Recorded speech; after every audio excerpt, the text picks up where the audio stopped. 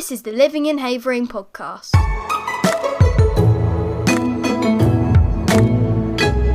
Welcome to the Living in Havering podcast. I'm Ben Vaughan. This is your new monthly community-focused podcast series where we head out into Havering and speak directly to residents and businesses about the big issues affecting them. Each episode will hear from residents, partner organisations and the officers on the ground that help make Havering a great place to live and work. We'll also give you the chance to hear from the people responsible with making the big decisions, as we hear from the council's cabinet members and leader. Coming up in episode 1, we're taking a look at the council's Keep It Local campaign, getting ready for winter, plus we'll be talking to the leader of the council, Councillor Ray Morgan, for our monthly exclusive Leaders Question Time. Now, with Christmas just around the corner, Havering residents will be hitting the shops once again to pick up the perfect gifts for their loved ones. But it's never been more important to look after your high streets and keep it local. That's the cornerstone of Havering Council's big campaign, Keep It Local, encouraging residents to use their local shops and businesses instead of heading to big shopping centres outside of the borough or using the internet. Living's Will Taylor has more. As part of the council's Keep It Local campaign, we sent Havering leader Councillor Ray Morgan and cabinet member Councillor Graham Williamson out to the borough's town centres to complete a special challenge. Prove you really can get everything in Havering by buying 12 gifts for Christmas. During the challenge, we spoke to business owners and residents about what the town centres mean, what stops people from shopping local, and what more we could do to encourage people into the towns. My name's Philip. I run Mr Sims in Hornchurch. We've been in Hornchurch for coming up for 12 years at the end of this month. And we started at Christmas Crackle in 2013 and we're still here. And how important is it, do you think, for people to shop locally and spend their money locally, especially around Christmas time? I think it's very important to shop locally all year round, and especially at Christmas. It keeps your local shops trading, it gets money in local people's pockets because we all employ local people to work in our shops. What more do you think can be done to encourage people to shop locally? I think the pricing of the car parks has been too high, that's put people off. We need better access through public transport and we need a bit more control on roadworks, which cause hold-ups and delays on public transport, and that stops people wanting to go and travel. I love the market. I love it. I still love it.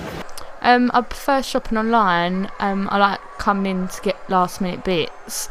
Plus you can see what's available. As a local Hornchurch resident, I think it's really important to make sure that you are shopping with local independents. Michelle Fitzgibbons from Romford Shopping Hall spoke to us about how shopping habits have changed in recent years and what she thinks the council could do to get more people shopping locally again. It's vitally important for people to shop local at Christmas time to support family-owned businesses that are the heart and soul of the high road. Without them, the high street will die. How have you noticed shopping habits change over the last 10 years? I've been part of the shopping hall for the past 15 years and the shopping habits have changed beyond recognition. People automatically turn to the internet for the specific items they're looking for. Not necessarily do they work out cheaper because you have delivery to pay on top. You don't have the expertise of the people in the shops and their knowledge about the products. Plus you can also pick them up, feel them, touch them, try them on, which you can't with the internet. So, I mean, as far as internet shopping goes and shopping habits of people, it's changed a lot, but I feel like people are missing a trick by not shopping locally. What more do you think could be done to encourage residents into town centres? I think residents could be invited into town centres more by possibly looking at the parking charges that the council place on the council car parks, which are quite expensive, and they do put a lot of shoppers off when they can go to other shopping centres and gain free parking. Even if it was an option of just maybe half an hour free parking, so they could pop into town, get what they needed, and then it's not cost them anything to shop locally. Also, a lot more community events for people to get involved with. So I know that the Romford Bid are currently working on lots of free events for local residents, which encourage people to come into the town centre.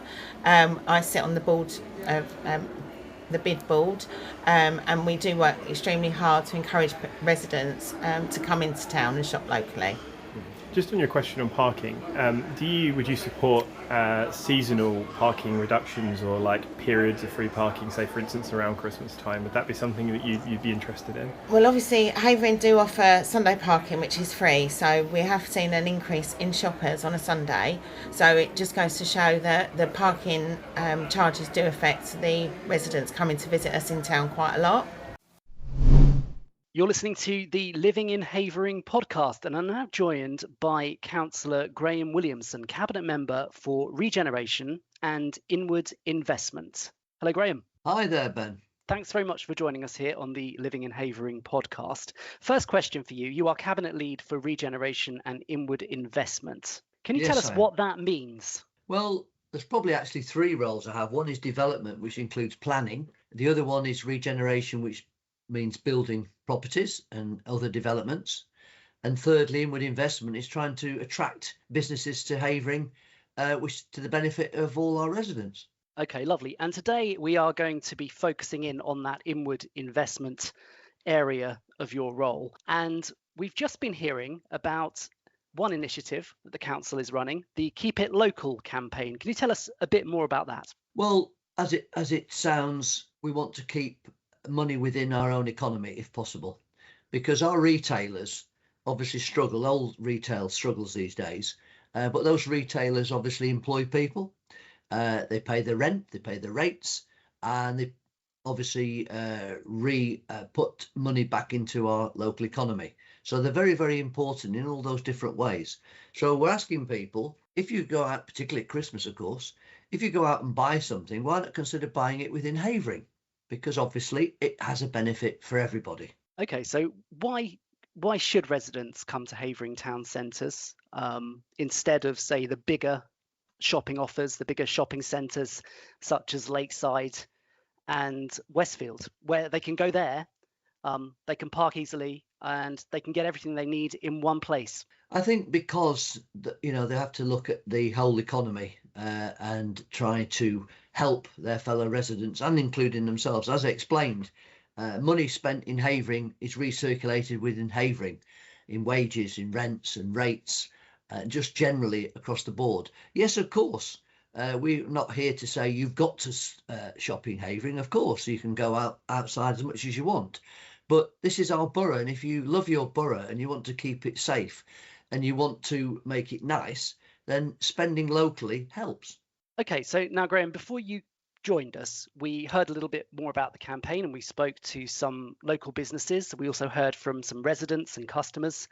And one thorny issue which kept coming up was that of parking. Now, parking has obviously been and continues to be a barrier for people to keep it local.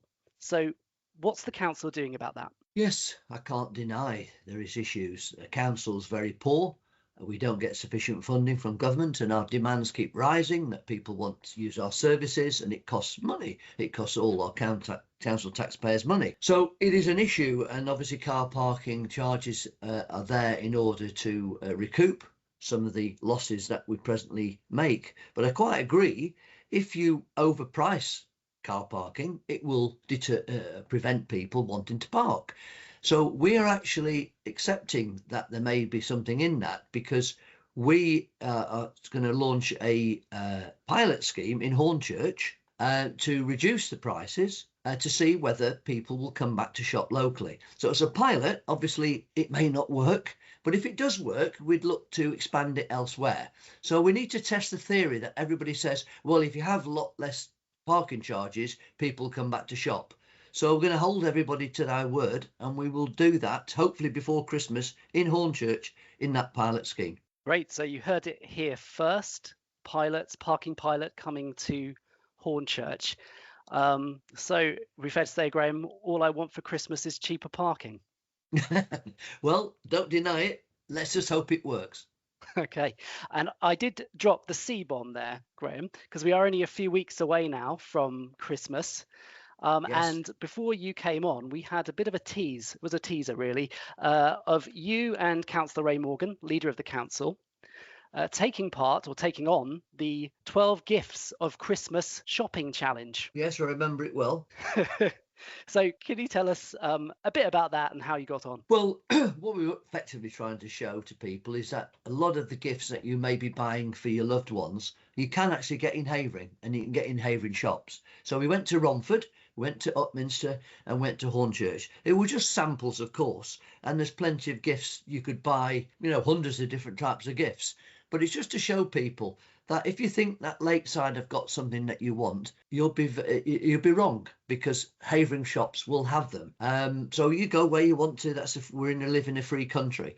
But we just say, if you shop local, you're helping your fellow neighbours and possibly yourselves. Many people who work in retail live in Havering, so we just think it's a good idea to consider shopping local, and it helps everybody if you do it. Absolutely. And now I've seen the video, and if you haven't seen it, then it is on our YouTube channel, so do check it out, because what really surprised me actually was the variety of offer that's available. Yes. For residents here right on the doorstep in Havering. Let's be brutally honest, online shopping has ripped the heart out of many retail shops, but we still need them. You can't get everything online, and of course you can't necessarily trust everything you get online. So you can get everything you need in Havering, in one of the shopping centres or all of the shopping centres. So I would ask people to consider buying local, because as I said before, it helps the economy, it helps everybody that lives in Havering. Yeah, absolutely. And in the video, Graham, you are seen speaking to the big man, and I'm talking about Ray Morgan. I'm talking about Father Christmas. Indeed. So on that note, then, what will be at the top of your Christmas list this year? Seeing my family were spread all over the country. That would be my Christmas present. Lovely. Right. Well, thanks very much, Graham, again for joining us here on the Living in Havering podcast. Let's hope he practices what he preaches and continues to keep it local. Thank you very much. Take care, Ben, and Merry Christmas, anybody listening. Merry Christmas to you, and a very Happy New Year if I don't see you before. Indeed. Thank you. You're listening to the Living in Havering podcast.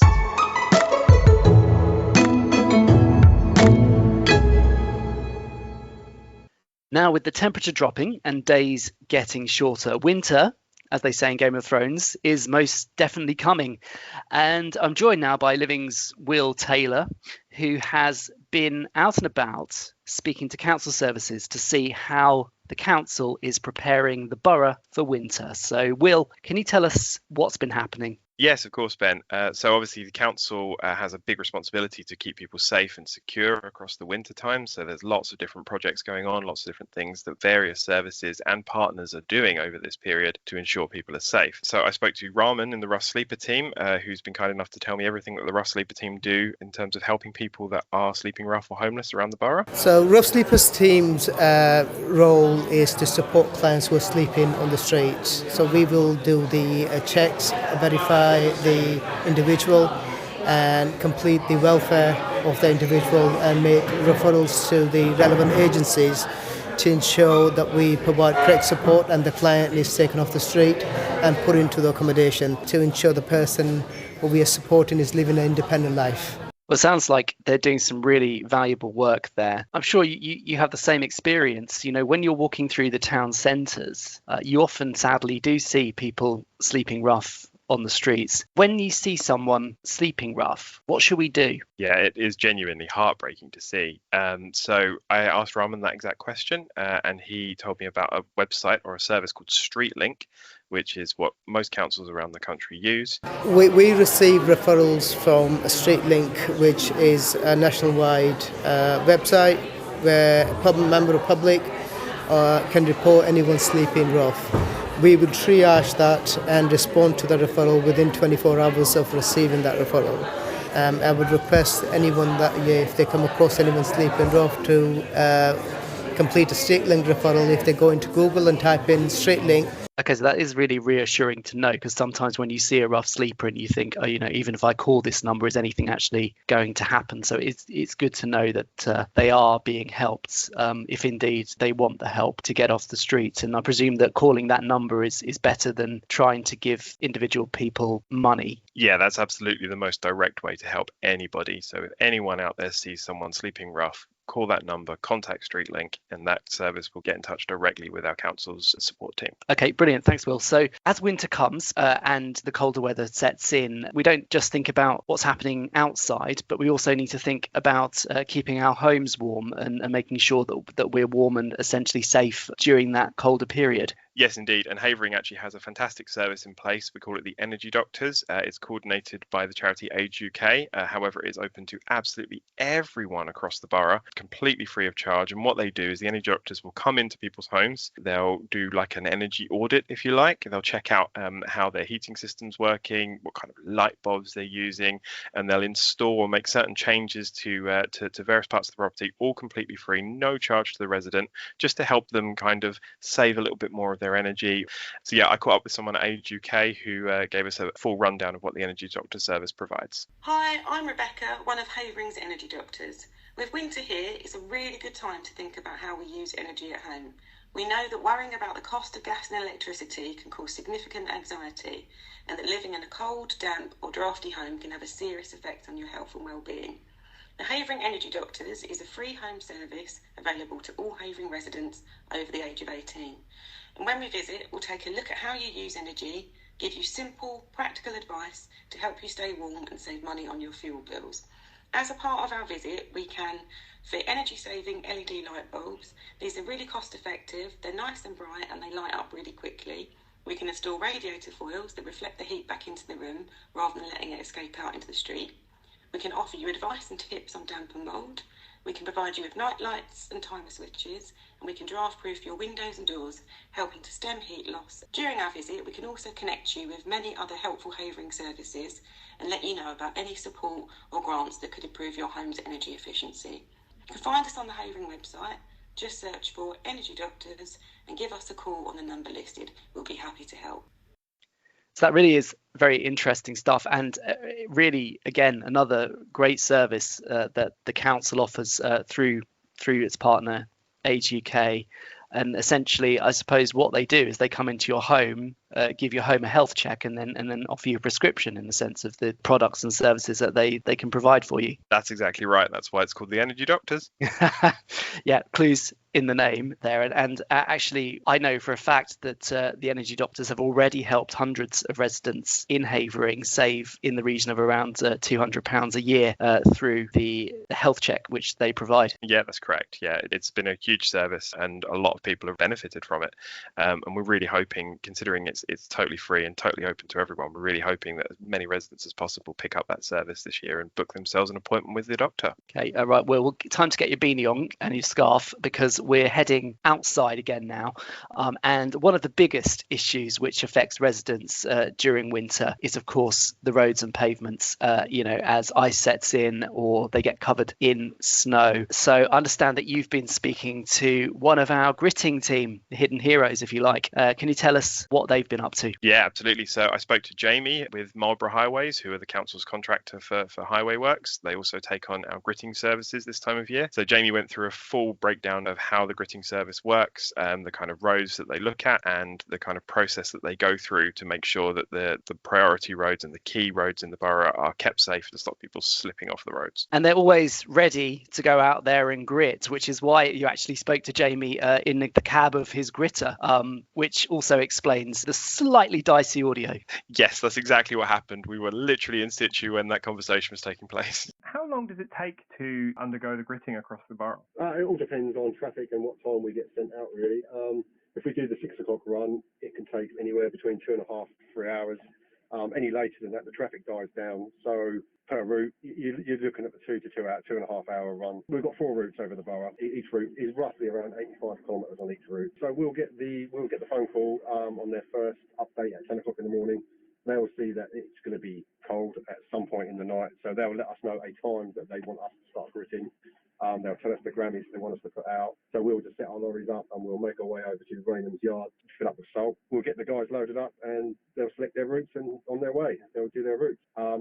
During their route, if it does start to snow, we're back, fill up and we'll go again. We'll keep going until the snow stops.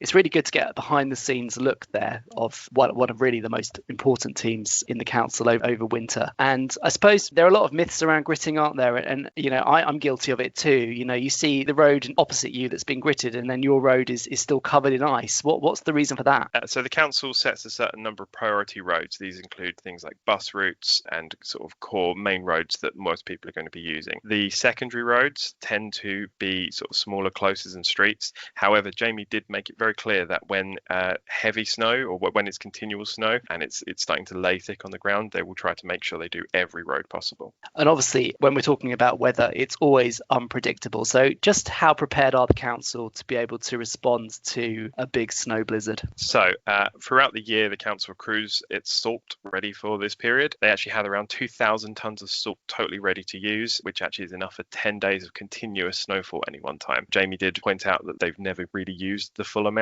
It's always kind of something that they keep in stock, but they're completely covered for up to 10 days of continuous snowfall. Well, it's reassuring to know. And so we're ready for an Arctic blast if it comes over from the east. That's good to know. So Will, just one last question for you. Have to ask, what's your favourite gritter name? Oh, it's got to be Gritty McGritface, hasn't it? Gritty McGritface, not bad. My one has to be Gritty Bang Bang.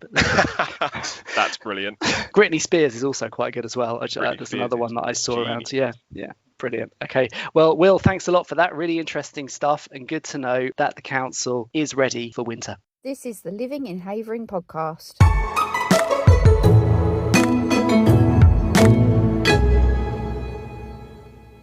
You're listening to the Living in Havering podcast. Now it's time for the part of the podcast where we will be putting your questions to the leader of Havering Council, Councillor Ray Morgan. It's our monthly leaders' question time. Now, as this is the first episode, we will look at some of the bigger issues affecting the council and the borough. So Ray, welcome to the Living in Havering podcast and your first question time. Yes, thank you very much, Ben. Good to have you here. As I said, we're going to focus in on some of the bigger issues affecting residents, businesses and so forth around the borough at the moment. And so it won't surprise you that first up, it's Gallows Corner. Now, this project originally stated for around 3 months, and we're coming up towards Christmas, and there's still no sign of an end date for the project. Can you tell us what the latest is there? Yes, it's obviously the original project was going to be completed by the end of the summer, but now the sort of date is around about the end of spring, which is a massive difference, and obviously that's had a major impact on both residents and businesses in the borough. I'm obviously particularly concerned about businesses because obviously, there's people's livelihoods that are at stake here. But of course, increasingly I'm getting comments from residents about how it's impacting them, and it's now taking them a lot longer to get to where they need to be, which is also having a substantial impact. But what we are doing is making sure that we keep the pressure up on both TfL and Essex and Suffolk Water to bring the whole project to a conclusion at the earliest possible date. Now, of course, spring does, I guess, go over 3 months, so it could be at the beginning of spring or it could be the end of spring, and that's a 3 months difference. But we'll be pushing them to try and get it done by the beginning of spring, because obviously the sooner it's done, the better it is for everybody in Havering. Sure. Now, as you mentioned there, residents gridlocked, businesses on the brink of going bust. This isn't a council project, but what is the council doing? What has the council done? Well, obviously we've been having regular meetings with TfL and Essex and Suffolk Water to get to the real bottom of why this project has been delayed by so much time, and trying to get the best out of the project now. And we talked about things like compensation arising from obviously the delays. Obviously that's still being worked upon, and not so long ago we even had the Transport Commissioner here for discussions again to highlight what impact the delays is having on the borough. And all we can do is keep on pushing, because this isn't a council project, this is a TfL / Essex and Suffolk Water project. Once the flyover is properly in place, the speed limit, the weight limit will be lifted, so therefore should ease the traffic flow on the surface, and there will also be some minor changes on the surface level as well. So the whole situation will be far, far better. Absolutely. I mean, there will be benefits to the borough once this project is complete. But for the moment, what would you say to residents stuck in traffic, maybe listening to this, businesses in the run-up to Christmas, their busiest time of year, that will be impacted?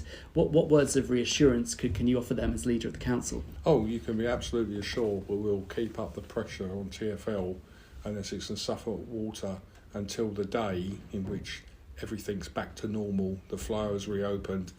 So we're going to move on now to another hot topic, and that of course is the council's budget. Since you've been leader of the council and formed the administration, you've been very open and transparent about the financial challenges which the borough are facing. So can you give us an update on where we stand at the moment? What's it looking like as we head into 2026? Always felt it's really, really important to be open, honest and transparent with our residents, and certainly when we came into power back in May 22, I realised that the financial position of the council wasn't great, but it was only when we actually got really underneath the details that we really found out what a bad position that we are in. And of course that's become worse over the last few years, not because of anything that we've done wrong, but the fact is that the demand and the cost of many of those services that we have to provide by law, such as social care and supporting people that are homeless, has just gone steadily upwards, and the grant that we get from central government hasn't by anywhere been able to keep pace with the increase in costs that we're having. Now, in a few weeks' time, we will know what central government grant we're going to be receiving for the next financial year. We're keeping our fingers crossed that it will be better than what we expect. However, there's no guarantee of that, and of course what we do know is that the government are up against financial challenges themselves, so whether they'll be able to provide better support for us and many other councils, time will tell. So the council's been running a budget petition calling for fairer funding for Havering. Mm-hmm. What does that look like for you? Well, it's just to try and show the concern that local residents have about making sure that we have the right level of funding to provide the services that they want and need. Okay, you obviously live in this world, but for a resident who's not sure about all the terminology, so can you just summarise where we are with that? So in the current position is effectively that we are having to spend more money out than we're actually bringing in as income. So we got to a point whereby, almost technically speaking, you could declare us as sort of bankrupt. But what we've had to do in order to set a balanced budget each year, and that's something that we have to do by law, we've effectively had to request a loan, or certainly access to a loan, from the government to cover the shortfall. And that loan is going up and up and up, and unless something major changes in the way councils are funded, and certainly Havering being one of those, then the amount of loan that we're going to have to request from the government each year will just keep on going up and up and up and up. And sadly, in addition to having any loan, we also have to pay interest on that money as well, which is quite incredible and unbelievable, really. That it's not right at all. The whole system is broken and needs to be reviewed and replaced. And I presume then the budget gap gets bigger and bigger as the interest piles up too. Absolutely, yeah. And we obviously, one of the things we have to do from the accountancy point of view each year is take into account the interest that we would have to pay, and that's just adding to the debt. All right, and just lastly on the budget then. So you've spoken about the challenges, but you are still continuing to deliver for residents, and I presume you're having to look at doing that in different ways. Oh, absolutely, yeah. Obviously, clearly, where we can provide a service more efficiently and more effectively, and therefore, reducing the cost of that service, we will certainly do so. But of course, over many, many years, we've applied a whole range of different changes to improve our productivity and effectiveness and reducing costs. And we're getting to the bottom now that to the point whereby we are really scratching the bottom of the barrel in terms of any changes that we can make. And we saw last last financial year, we had to close some libraries. Now, it's not something that we would have wanted to have done, but of course, many of the other sort of savings and what I call the low-hanging fruit has long gone, and therefore some of the real tough choices, like closing libraries, was some of the things that we had to do, not through choice, but through necessity. Clearly, very challenging times over the last year and also ahead in terms of the budget for the council. But I presume that this year hasn't been all bad, Ray. So could you share with us some of your highlights as leader of the council over the last year? Yeah, we certainly had a number of campaigns running. So we have the Where We Live campaign, which is trying to make sure that Havering remains a clean, tidy, green and safe borough. And certainly residents are very keen to ensure that happens as well. And they've been supporting us in a lot of the work, doing litter picks and identifying areas that need some enhancement, and they've helped us to enhance some of those areas. So that's been really, really positive.